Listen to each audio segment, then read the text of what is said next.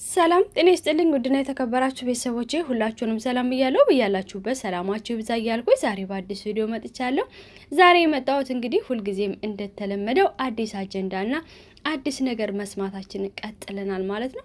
እንግዲህ ከሰሞኑ እጅግ በጣም አነጋጋሪ የሆነው ደግሞ በሀቢባ ጋር አንዲት እህታችን የሀገራችን ልጅ ተበድያለሁ ፍትህሻለሁና እባካችሁ ድምጽ ሁኑ ስትል ቀርባ ነበር።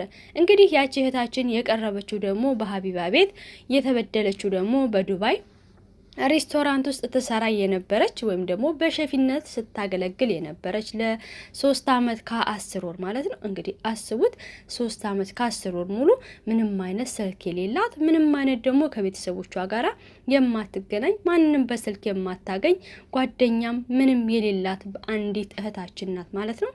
እንግዲህ ይህች እህታችን እባካችሁ ድምጽ ሆኑኝ ትላለች። የ4 ወር ደሞዜን ተከልክዬ እንዲሁም ደግሞ ተጠርዤ ነው የገባሁት። ፍትህሻለሁ ፍትህ ፈልጋለሁ ምንም አይነት ስልክ ሳሊዝ ገብቼ ኤርፖርት ላይ ብዙ ተንገላትቻለሁ ብላለች። እንግዲህ ይህች ባለ ሬስቶራንት ባለቤት እችን ልጅ የበደለቻት በደል እጅግ በጣም ብዙ ነው። ይሁንና ነገር ግን የዚች የእህታችን በደል እንዳለ ሆኖ በዚች እህታችን ምክንያት ደግሞ ብዙዎችም ድምጻቸውን እያሰሙ ነው። እኛም ድምጻችንን አጥፍተን ነው እንጂ እኛም ተበድለናል ብዙ በደል ደርሶብናል የሚሉ ሰዎችም መምጣታቸው አልቀረም። እናም ግን እነዚህን እህቶች ማን ነው የሚያዳምጣቸው? ማን ነው የሚሰማቸው? እውነት ለመናገር እኔ ሀቢባን ሳላደንቃት አላልፍም። ምክንያቱም ሀቢባ የብዙዎችን ድምጽ ትሰማለች፣ ብዙዎችን ታዳምጣለች፣ የብዙዎችን ችግር ትሰማለች። ከዛም አርፎ ተርፎ ደግሞ እርዳታም ታስደርግላችኋለች ማለት ነው።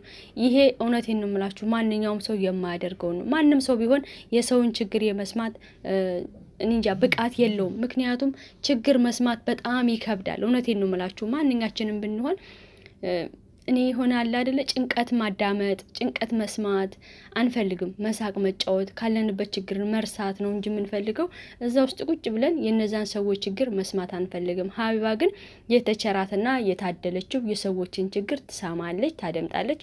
ከዛም ደግሞ መፍትሄው ይሄ ነው ብላ እጇን ትሰረጋላቸዋለች ማለት ነው። ይሄ እጅግ በጣም የሚወደድላት ባህሪዋ ነው የሀቢባ ማለት ነው።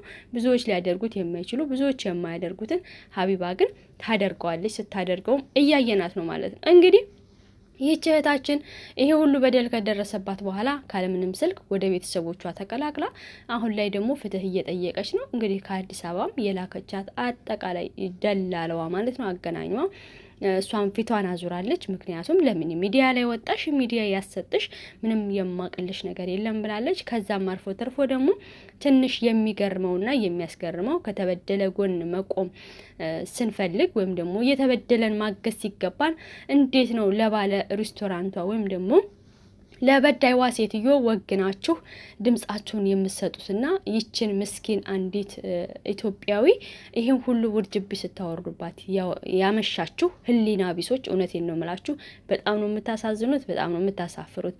ሆዳችሁን በልክ ብታደርጉት ገንዘብ ሊሰጣችሁ ልትወስዱ ትችላላችሁ። ግን ደግሞ ነገ ጧት የዚች ልጅ እንባ ጠብ ላይ ሊል ይችላል። ይቆያል ይዘገያል እንጂ ግን ደግሞ ያጋልጣችኋል። እንግዲህ ባለ ሬስቶራንቷ ባለቤትም የብዙዎችን ጉልበት በዝብዛ የብዙዎችን ደም ጠጥታ ነው ዛሬ ላይ ደግሞ በዚች ባንዲት እህታችን የተጋለጠችው እንጂ ከዛቺ ከልጅ ጀርባ ብዙዎች እየተበደሉ እንደሆነ ብዙዎች እያለቀሱ እንደሆነ አሞን ነው። እውነቴን ነው የምላችሁ።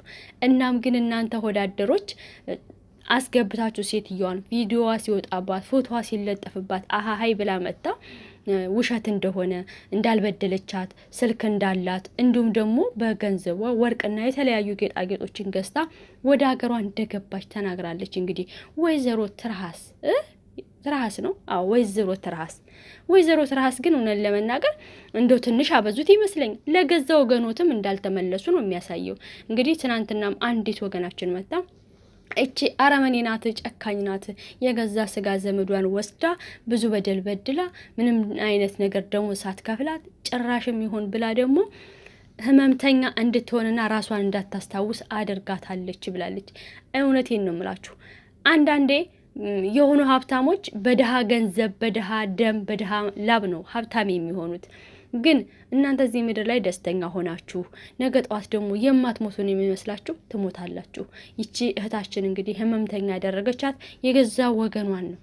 ወይዘሮ ትራስ እንግዲህ የቴስት ኦፍ ኢትዮጵያ ምግብ ቤት ባለቤት የገዛ ወገናቸውን በሽተኛ አድርገው ወደ አገሯ ልከው የሶስት ልጆች እናት ናት። ይሄው አሁን ላይ እንግዲህ እናቷ በማረፊያቸው እናቷ እየተንከባከቡ ነው ያሉት ትላለች እንግዲህ እህቷ ማለት ነው። ይሄ በጣም ያሳዝናል። እነ ሆዳደር ደግሞ ለዚች ሴትዮ ወግ ነው ልጅቷን በደለኛዋን ትተው የተበደለችው ጭራሽ ባለ ምግብ ቤቷ ነች ብለው ለምግብ ቤቷ ድምጽ ሲሆኑ ታይቷል። የእውነቴን ነው የምላችሁ፣ እናንተ ልታፍሩ ይገባል፣ በእውነት ልታፍሩ ይገባልና ይሄን ያደረጋችሁ ሰዎች እውነትም ህሊና የላችሁም፣ እንቅልፍም ደግሞ አተኙም፣ የሰላም እንቅልፍ። ምክንያቱም ይቺ ሴትዮ ባለ ሬስቶራንቷ የብዙ ኢትዮጵያውያን ላብና ደም በተከማቸበት ላይ ነው እንደዚህ በሬ አክላ የምትሄደው። ልጆቹ ግን እንደ ጨው አልቀው ሟምተው አመዳቸው ወጥቶ ነው ወደ ሀገራቸው እየተመለሱ ያሉ። ጭራሽ እንኳን ቋንቋውን ትታችሁት የመጡበትን ልብስ እንኳን ሳይቀይሩ ስልክ እንኳን ሳይዙ ከሰው ሳይገናኙ ስለ ሀገሩ ሁኔታ እንኳን ወጥተው ሳያዩ በዚህ ልክ እንግዲህ ተበድለው ማለት ነው። በጣም ያሳዝናል። እናንተ ለዚች ለባለ ሬስቶራንት ሴትዮ ወግናችሁ ተበዳይዋን አቃቂር ስታወጡ ያመሻችሁ ሰዎች ህሊና ቢሶች ናቸው። በነገራችን ላይ አሳ ጎርጓሪ ዘንዶ ያወጣል፣ የሰው ፈላጊ የራሱን ያጣል ይላል ተረቱና ይቺ ልጅ ተበድያለሁ ፍትህ ጠይቃለሁ ስትል መታ ከሷ በኋላ ደግሞ ብዙ ልጆች የተበደሉ እንዳሉ እየወጡ ነው። ይሄ ማለት ምንድነው? ገና ብዙ አለ፣ የተበደለ ሰው ገና ብዙ አለ። ለዚህኛዋ ፍትህ ይሰጣት፣ ገንዘቧን ክፈይ ስትባል ሬስቶራንቷ ዘግታ የጠፋች ሴትዮ ነገር ግን ፎቶዋ ሲለጠፍባት በሌላ በኩል ደግሞ በሆዳሞች ቤት በኩል መታ አካኪ ዘራፍ ስትል ነበር። ይሄ ደግሞ ምንም አይደለም፣ ወንጀለኛ ነች፣ ሌባ ናት፣ ዘርፋለች፣ የሰውን ላብና ገንዘብ አላግባብ በዝብዛለች፣ የሰው ጉልበት አድክማለች፣ ብዙና ብዙ ነገር አድርጋለች። አንደው ካፈርኩ አይመልሰኝ ነው በዛ በኩል መተሽ እንደዛ በትይ። በርግጥ እነዛም ህሊና ቢሶች ስለሆኑ ነው እንጂ ሁልጊዜም ቢሆን የተበደሉ ሰዎች ሲወጡና ፍትህ ሲያገኙ ሁሌም እነዛ ሰዎች ለነዛ ለበዳዮች ነው የሚወጉኑት። ይሄ የታወቀ ነው። እና ህሊናችሁን ግዙ፣ ህሊናችሁን ሰብስቡ። ገንዘብ አይግዛችሁ። ከፈጣሪ የሚያጣላችሁን ነገር አትስሩ። ሀቢባ በዚህ አጋጣሚ በርቺ፣ እግዚአብሔር አምላክ አንቺ ጋር ይሁን፣ እግዚአብሔር ያበርታሽ። የብዙዎችን እንባ አብሰሻል። የዚችንም እህታችንን እንባ እንደምታብሽ ተስፋ አደርጋለሁ። በርግጥ አሁንም ያሉ የሚበደሉ ልጆች ከዚህ በኋላም ደግሞ እቺ ልጅ ፍትህ ካገኘችና የዚች ልጅ ካቆመ በኋላ ሌሎች አሰሪዎች የተደበቁ በጣም የሚጫወቱባቸው የሚጨቁኗቸው ከዚች ልጅ ይማራሉ። ይቺ ልጅ ትምህርት ትሆናቸዋል። እንደዚህ ብናደርግ ነገ ተጠያቂ ልንሆን እንችላለን ብለው ይፈራሉ ማለት ነው። ስለዚህ ለዚች ለእህታችን ለምስኪኗ ለከርታታዋ ለልጆች እናት ተሰዳ ልጆችን አሳድጋለሁ ብላ የሄደችው እናት በዱባይ እንግዲህ 250 ድርሃም ወይም ደግሞ በኢትዮጵያ 10 ሺህ ብር ሲከፈላት ለኖረችው ልጅ ድምጽ መሆን ይገባናል እላለሁኝ። ሌላው እግዚአብሔር ይመስገን በሰላም በጤና ወደ ሀገሯ መግባቷም ራሱ እጅግ በጣም ደስ የሚል ነው፣ ከደስታ አንጻር ማለት ነው። ደስታ እንግዲህ አሁን ላይ ራሷን አታውቀው፣ ጭራሽ ደግሞ ህሙማን ክፍል ነው ያለችው፣ አይምሮ ህሙማን ክፍል ነው ያለችው ብላለች እህቷና በጣም የሚያሳዝነው ይሄ ነው። እግዚአብሔር አምላክ ደግሞ ሰላሙን ያሰማን።